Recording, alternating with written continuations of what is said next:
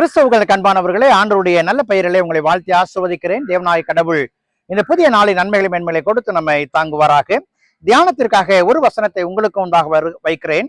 அது யாக்கோபு எழுதின கடிதம் 3ஆம் அதிகாரம் 17வது வசனம். பரத்திலிருந்து வருகிற ஞானமும் முதலாவது சுத்தம் உள்ளதாயும், பின்பு சமாதானமும் சாந்தமும் இணக்கம் உள்ளதாயும், இரக்கத்தாலும் நற்கனியினாலும் நிறைந்ததாயும், பட்சபாதம் இல்லாதாயும், மாயமற்றதாயும் இருக்கிறது. அன்புக்குரியவர்களே, பரலோகத்திலிருந்து வருகிற ஞானம் என்பது நற்கனிகளை தரக்கூடிய சுத்தமானதாகவும், சமாதானமும் சாந்தமும் இணக்கமும் உடையதாகவும், இரக்கத்தினால் நிரப்பப்பட்டதாகவும் அது காணப்படுகிறது.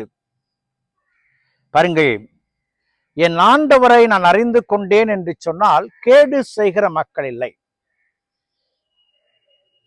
இடரல் உண்டாக்குகிற மக்கள் இல்லை, பாவத்துல தூண்டுகிற மக்களும் இல்லை. நற்கனி தர நாம் விளையும் பொழுது மேன்மையான காரியங்களை பெற்று பிரதிபலிக்கிற மக்களாய் நாம் காணப்படுகிறோம். தேவனுடைய வார்த்தை எந்த சூழலும் நற்கிரியைகளை செய்வதற்கு மட்டுமே ஏதுவாக்குகிறது. அது நற்கனிகளை தருகிறது.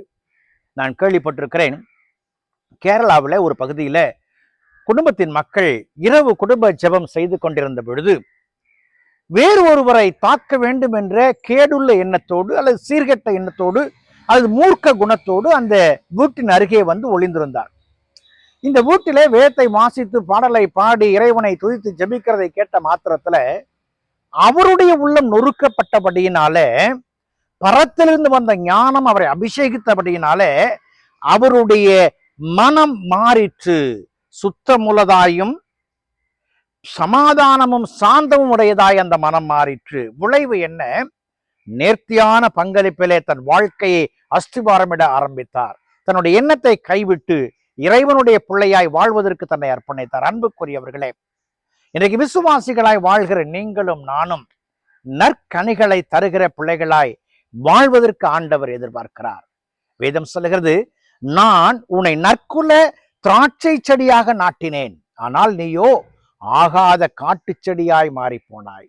இன்றைக்கு ஆண்டவர் காட்டு செடியாய் இருக்கிற மக்களை நற்கனி தருவதற்காக அழைக்கிறார். நாம் எப்படி இருக்கிறோம்?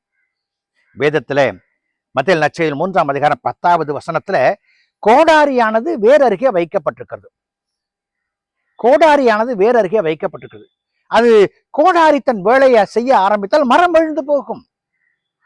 ஆனால் ஏசாயா தீர்க்கதரிசி புஸ்தகம் 11ஆம் அதிகாரம் 1வது வசனத்துல வேர்களிலிருந்து தோன்றுகிற இளம் கிளை மீட்பை அருளுகிற இயேசுவானவராய் காணப்படுகிறார்.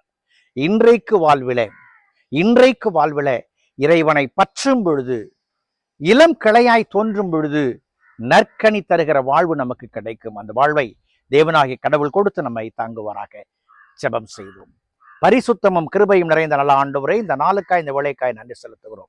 உம்முடைய அன்பின் கரங்களை எங்களை தாழ்த்துறோம் சுவாமி. நாங்கள் எங்களுக்கல்ல உமக்கே சொந்தம்.